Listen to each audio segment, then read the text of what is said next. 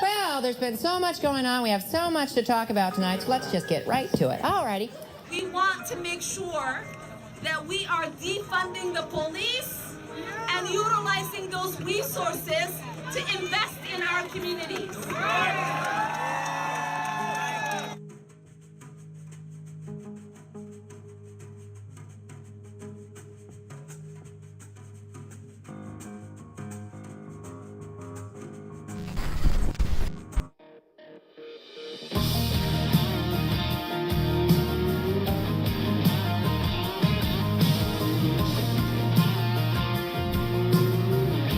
From Texas to California, encampments are popping up at schools across the country, and some administrators are calling in police to clear them out. At Emerson College in Boston, more than 100 people were arrested overnight after setting up tents in an alleyway. And at Emory University in Atlanta, police were seen detaining multiple protesters. Minnesota Congresswoman Ilhan Omar in the pro-Palestinian encampments today at Columbia University.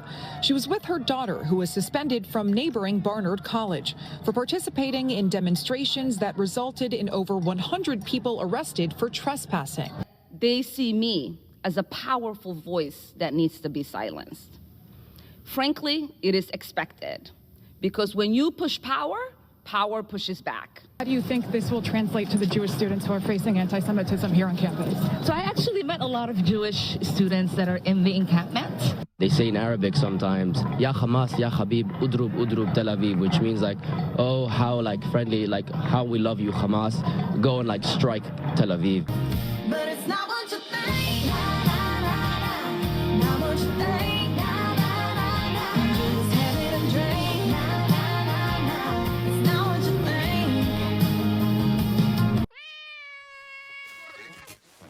I wanted to get a clarification earlier. One of my colleagues asked you, have you seen anti-Muslim protests on campus?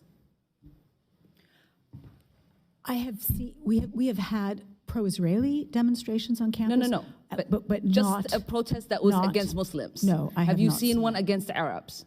No, I have not. Have you seen one against Palestinians? No, I have not. Have you seen one against Jewish people? Have you seen a protest saying we are against Jewish people? No, I have seen. Okay, thank you for that clarification. Congresswoman, what message are you sending today with your visit to the encampment? I just wanted to see and make sure that that we were hearing from the young people, that it is peaceful, that they want the issue to be focused on the demands that they are making. You're shocked, I know. And she's at Barnard, which is right next to Columbia, and is participating in this sit-in, this nonstop, off again, on again, I guess is a more accurate term, but pernicious sit-in. I didn't come to Congress to be silent. I came to Congress to be their voice. And my leadership and voice will not be diminished.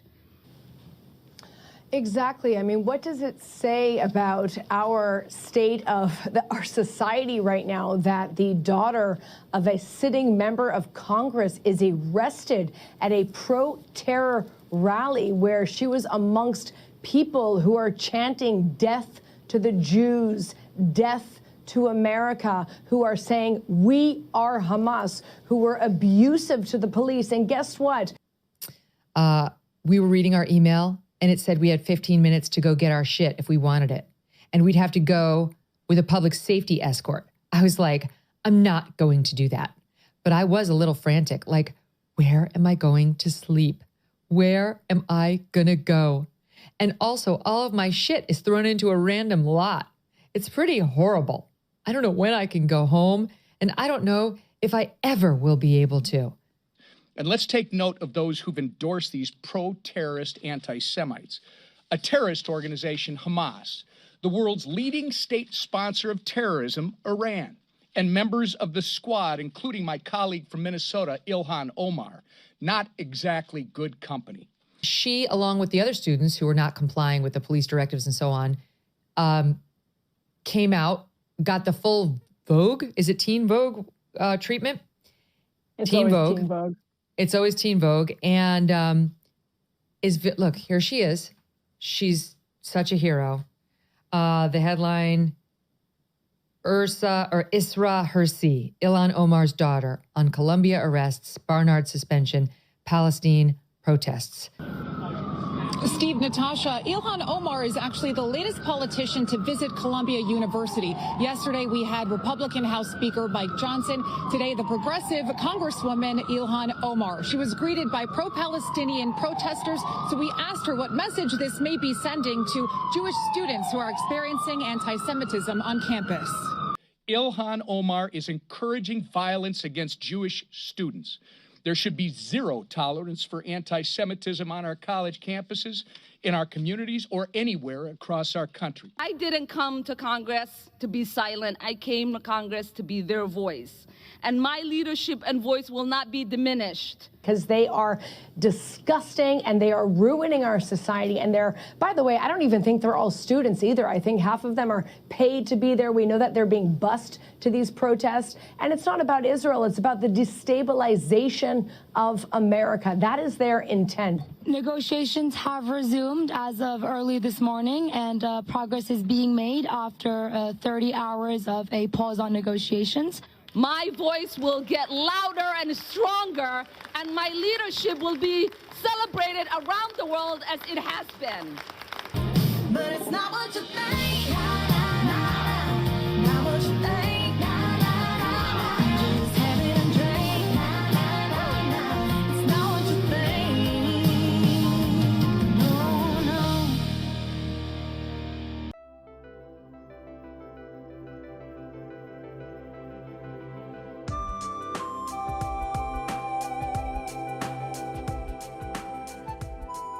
My voice will get louder and stronger, and my leadership will be celebrated around the world as it has been.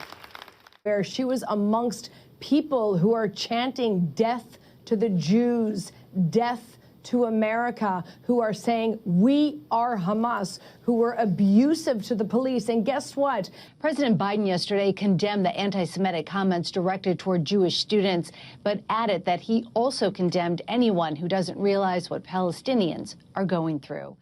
And now is a time when things are shifting. There's going to be a new world order out there, and we've got to lead it. And we've got to unite the rest of the free world in doing it. Well, isn't that special?